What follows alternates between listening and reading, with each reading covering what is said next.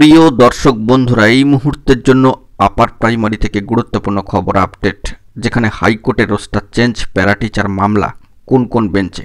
অবশ্যই big breaking update এই ভিডিওর মধ্যে সবটা তুলে ধরবার জন্য চেষ্টা করছি। আর্জেন্ট তথ্য আর্জেন্ট ভিত্তিতে ক্রিয়েট করা ইনফরমেটিভ ইনফরমেশান, তাই ভিডিওটিকে শেষ পর্যন্ত দেখবেন, কোনোভাবে স্কিপ করবেন না। চ্যানেলটিকে এখনই সাবস্ক্রাইব করে নিয়ে সঙ্গে থাকবেন। চলুন কথাবার্তা না বাড়িয়ে আমরা মূল টপিকটাতে ফোকাস করি।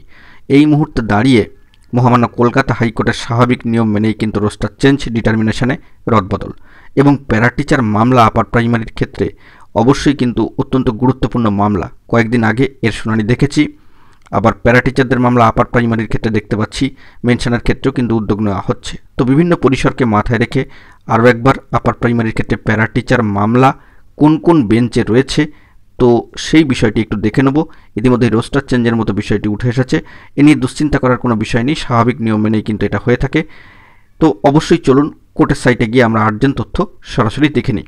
বন্ধুরা, আমরা চলে এসেছি মহামান্য কলকাতা হাইকোর্টের অফিসিয়াল নোটিফিকেশানে, এবং সেখান থেকে দেখতে পাচ্ছি যে সিঙ্গেল বেঞ্চের ক্ষেত্রে, অবশ্যই সিঙ্গেল বেঞ্চের ক্ষেত্রে দেখুন, অনারেবল জাস্টিস সম্মানীয় বিচারপতি সৌগত ভট্টাচার্য মহাশয়ের বেঞ্চ। সেক্ষেত্রে সম্মানীয় বিচারপতি সৌগত ভট্টাচার্য মহাশয়ের বেঞ্চে কিন্তু অবশ্যই রয়েছে প্রাইমারি মাদ্রাসা এবং প্যারা টিচার মামলা, পাশাপাশি রয়েছে সেকেন্ডারি হায়ার সেকেন্ডারি এডুকেশন মাধ্যমিক শিক্ষা কেন্দ্র আন্ডার গ্রুপ 2 ম্যাটারগুলো। অবশ্যই এখানে 2023 অনওয়ার্ডস বিষয়টি মাথায় রাখবেন।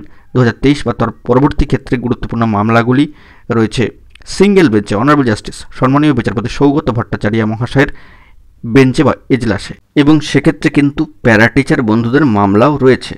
তো বিষয়টি সরাসরি আপনারা লক্ষ্য করতে পারলেন। চলে যাচ্ছি পরবর্তী অংশে, যেখানেও কিন্তু সিঙ্গেল বেঞ্চের কথা রয়েছে। সিঙ্গেল বেঞ্চে অনারেবল জাস্টিস সম্মানীয় বিচারপতি রায় চট্টোপাধ্যায় মহাশয়ের এজলাস, এখানেও কিন্তু দেখুন আপ টু 2022, অবশ্যই তারিখটা মাথায় রাখবেন।